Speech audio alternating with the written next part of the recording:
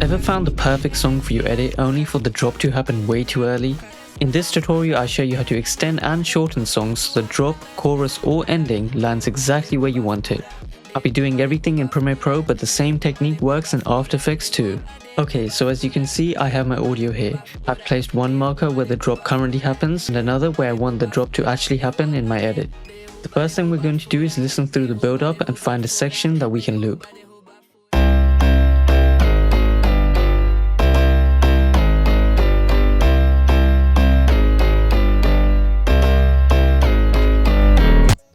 Okay, so as you could probably tell, the first half and second half are almost identical. Since the song is in 4/4, all we need to do is count the beats and make a cut at the start of the next bar. That way everything stays perfectly in time.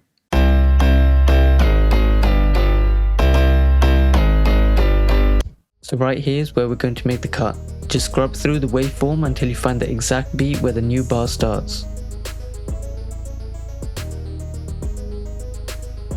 Now simply copy that first section and paste it right after itself. Let's hear what that sounds like. As you can see, there's a small silent section at the beginning of the clip, so let's trim that off. Okay, that sounds much better. Now all we need to do is line up our markers. Just trim the beginning of the song and move it until both markers are aligned. Once that's done, the drop should land exactly where we want it to in the edit. I am the one who knocks. Now that was a pretty easy example because the song had an obvious section we could loop. But what if your song is more complicated? Here's another example.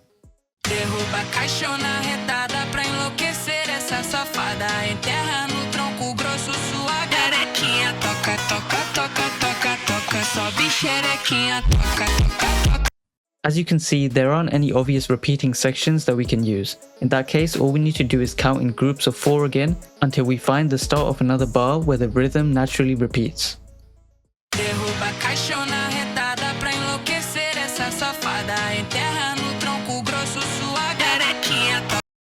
Okay, so this is where we'll make our cut since it's the beginning of the next bar.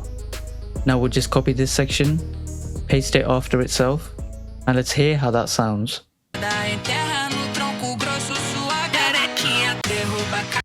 Again, there's a silent section at the start of the pasted clip, so let's trim that off.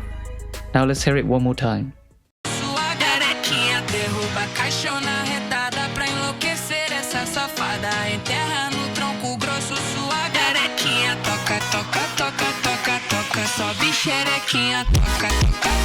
That sounds pretty seamless.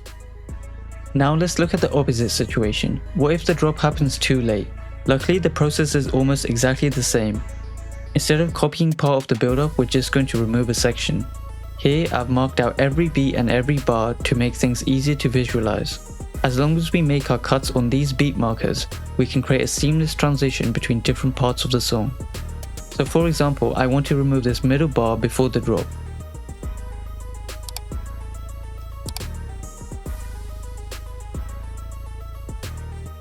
Let's hear what that sounds like.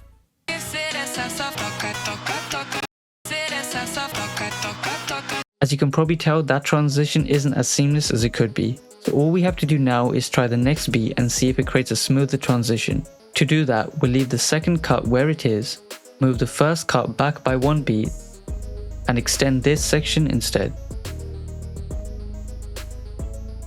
Now let's try that.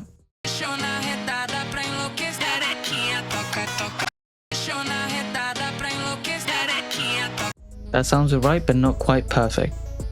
Let's move it over by another beat and try again.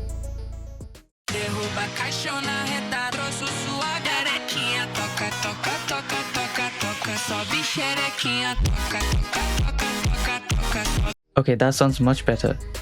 At this point, it's really just a matter of trying different beat positions until you find the transition that sounds the most natural. Of course, the original vocal phrases or lyrics won't always be perfectly preserved, but for edits that's usually not noticeable. And there you have it, that's a really quick and simple way to both extend and shorten songs so your drops happen when you want them to. Thanks for watching, I'll see you in the next one.